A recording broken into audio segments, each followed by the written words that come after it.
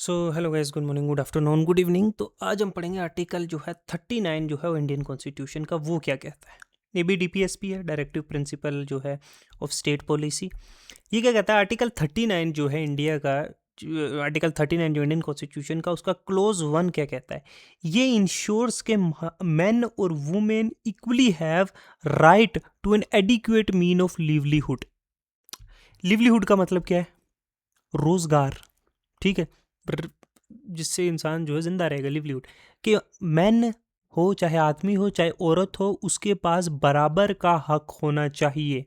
Ensure करेगी state कि उसके पास इक्वल राइट है कि वो अपनी जो है अपना जो जीवन जो उसने बसर करना, उसके लिए जो है लिवलीहुड कमाने की अपॉर्चुनिटी हो, और एडिक्वेट मीन ऑफ लिवलीहुड हो, वैसा कोई काम हो जिससे वो अपना खर्च चला सके।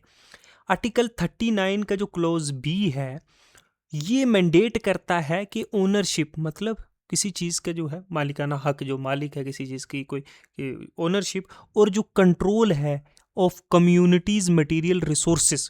किसी एक पर्टिकुलर कम्युनिटी के पास जो रिसोर्सेज है, मटेरियल रिसोर्सेज है, it could be any, be distributed to best serve the common good. एक पर्टिकुलर कम्युनिटी है, समझ लो, उसके पास ये ग्रास लैंड है। एक मैं मिसाल दे रहा हूँ वैसे, एक अजीब सी, ठीक है। एक ज़मीन का पट्टा है, ठीक है, एक कम्युनिटी, उस पर सबकी भैंसें चरती हैं, ठीक है। ये इंश्योर किया जाएगा कि ये जो घास की पट्टी है, जो इतने मतलब 4 एकड़ की ज़मीन, 5 एकड़ की एक कम्युनिटी की है, जिस पे जो है कुछ है, मतलब वो सबके बीच में जो है कॉमन गुड के लिए, उनके सबकी भलाई के लिए जो है इक्वली डिस्ट्रीब्यूट किया जाए, सब उस पे हो सके। अच्छा, एग्जाम्पल दिया मैंने।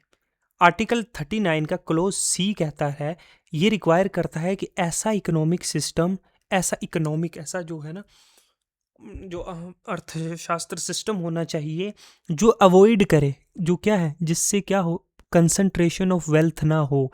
कि किसी ऐसा सिस्टम नहीं इकोनॉमी में होना चाहिए कि किसी पर्टिकुलर ग्रुप के पास, किसी पर्टिकुलर इंडिविजुअल के पास सारी दौलत जो है, पैसा जो है उसके पास है, और mean of production to the common जो है डेटा जो डिटरमेंट, मतलब किसी एक इंसान या किसी पर्टिकुलर ग्रुप या किसी के पर्टिकुलर कम्युनिटी के पास सारा पैसा, सारी मीन ऑफ प्रोडक्शन जो है एक ही के पास हो, वैसा इकोनॉमिक सिस्टम नहीं होना चाहिए। इकोनॉमिक सिस्टम ऐसा होना चाहिए कि जिससे वेल्थ कंसंट्रेशन की जगह डिस्ट्रीब्यूट हो सब में, ठीक है। सबको के पास मीन्स ऑफ प्रोडक्शन होने चाहिए, वो भी बना सकते हैं, मोनोपोली नहीं आनी चाहिए, ठीक है।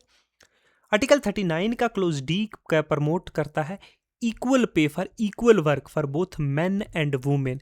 अगर किसी आदमी ने काम किया है, ठीक है, और एक किसी औरत ने एक काम किया है, सेम काम किया है, ठीक है, तो उसके लिए दोनों को इक्वल पेमेंट मिलनी चाहिए। ये नहीं कि ये मैन है इसको ज़्यादा मिलेगी काम, ये वुमेन है उसको ज़्यादा, लेकिन याद रखना इक्वल पे मिलेगी इक्वल वर्क के लिए, अनइक्वल वर्क नहीं। अगर आदमी ने ज़्यादा काम किया, औरत ने कम किया है, तो उसको कम मिलेगा, इसको ज़्यादा मिलेगा। यहाँ इक्वालिटी जो है वो जो है इक्विटेबल इक्वालिटी है। तो इक्वल वर्क के लिए इक्वल पेमेंट मिलेगी, चाहे वो मैन है या वुमेन है। ये आर्टिकल 39 का सब क्लोज, सॉरी, क्लोज डी कहता है। आर्टिकल 39 का क्लोज ई कहता है, प्रोटेक्ट करता है वर्कर्स की हेल्थ और स्ट्रेंथ को।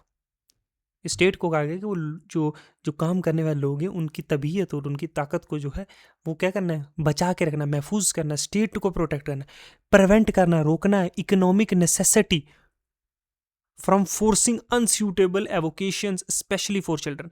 मतलब कि पैसे की ज़रूरत की वजह से, इकोनॉमिक नेसेसिटी की वजह से, ठीक है, कि ऐसा कोई काम ना करें जो उनके लिए अनसूटेबल हो, उनको मजबूर करें कोई ऐसा काम करने पर, स्पेशली जो चिल्ड्रन है। जैसे किसी पटाखे की फैक्ट्री में जो है बच्चों को मजबूरी में काम करना पड़ रहा है, या निकोटीन जैसी बीड़ी बनाने वाली फैक्ट्री में, सिगरेट तम्बाकू की, तो ऐसी कोई मजबूरी में काम ना किया जाए, इकोनॉमिक मजबूरी जिनको हो, ठीक है, तो इसके लिए। आर्टिकल 39 का क्लोज एफ कहता है, ये अमेंड किया गया था 42 कॉन्स्टिट्यूशनल अमेंडमेंट 1976 में, ठीक है, CAA, ठीक है, 1976, ठीक है। कौन सा अमेंडमेंट? 42। प्रोवाइड करता है चिल्ड्रंस को opportunity for healthy development in freedom and dignity, shielding them from exploitation and moral abandonment. ये एक्चुअली बच्चों को प्रोवाइड करता है, ऐसी अपॉर्चुनिटी स्टेट के द्वारा दी जाए ताकि वो जो है हेल्दी, एकदम ठीक है, सेहतमंद जो है वो बड़े हो सकें, आज़ादी में, फ्रीडम में, डिग्निटी के साथ, इज्जत के साथ, है ना, और उनको बचाया जा सके किसी तरह की भी एक्सप्लॉयटेशन से और मोरल अबेंडनमेंट से। ठीक है, मोरल अबेंडनमेंट्स भी होता है कि there inculcating good values in them. तो ये थे आर्टिकल जो है 39 के जो है क्लॉज ए से लेकर एफ तक। ठीक है, ये सोशल वेलफेयर के आइडियाज़ हैं, इसमें भी सोशलिस्ट जो है बहुत सारे एलिमेंट्स हैं। पर्पस और जुडिशियल रोल, देखो दीज प्रिंसिपल जो है guiding policy making for fostering economic justice and reducing equality through non justiciable. तो ये कहीं ना कहीं जो पॉलिसी मेकिंग में लोग हैं, MLAs, MPs, government, state legislature, कुछ भी है, एनीथिंग, इंस्टीट्यूशंस, उनको हेल्प करे कि वो इकोनॉमिक जस्टिस प्रोवाइड करे लोगों में बीच में, इक्वालिटी जो है इनइक्वालिटी कम करने के लिए। ठीक है, चाहे ये नॉन जस्टिसेबल है। ठीक है, court have involved them in cases like interpretation of material resources में कोर्ट इन्वॉल्व हुई थी, इंक्लूडिंग जो प्राइवेट एसेट्स हैं फ्रॉम पब्लिक बेनिफिट्स, तो बहुत सारी चीज़ें। तो ये आर्टिकल 39 था एक्चुअली। ये इसमें बहुत सारे क्या सभी जो है सोशल एलिमेंट्स हैं, जो सोशलिस्ट एलिमेंट्स हैं, प्लस जो है वेलफेयर स्टेट्स के जो है एक तरह का पूरा मोमेरेंडम आप देख रहे हो। वेलफेयर स्टेट कैसी होनी चाहिए, ऐसी होनी चाहिए जो क्या करे, बहुत सारे सोशल जो है सोशल इनजस्टिस को कम करे। ठीक है, सोशल जस्टिस प्रोवाइड करेगी, इनजस्टिस को कम करेगी, एक चीज़। दूसरी चीज़ जो है अपॉर्चुनिटी लोगों के लिए बढ़ाएगी।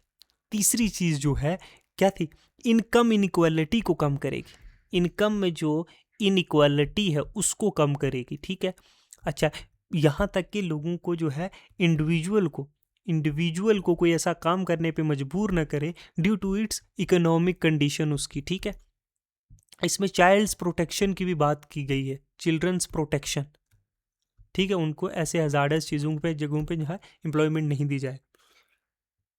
तो ये था आर्टिकल जो है 39। नेक्स्ट हम डिस्कस करेंगे article 40 of Indian constitution. Okay, thank you, good bye.